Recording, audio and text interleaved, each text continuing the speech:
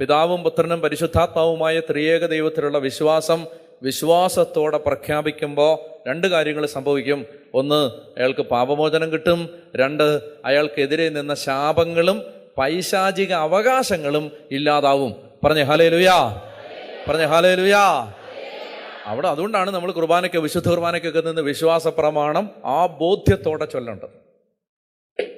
ഞാൻ വിശ്വസിക്കുന്നു. ഇത് വിശ്വസിക്കുമ്പോൾ കെട്ടഴിയും. ഇതിന് വേറെ കുറുക്ക് വഴിയൊന്നുമില്ല. ഇതിനുവേണ്ടി നിങ്ങൾ മല കയറാനൊന്നും പോകണ്ട.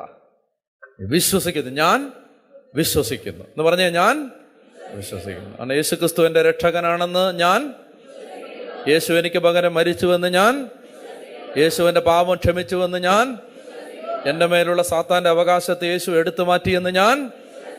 ഹല്ലേലൂയാ, ഹല്ലേലൂയാ. അപ്പോൾ ഒന്ന് എഴുന്നേറ്റ് നിന്നേ. നമുക്ക് ആ വിശ്വാസ പ്രഖ്യാപനം ഞാൻ ചൊല്ലിത്തരാം.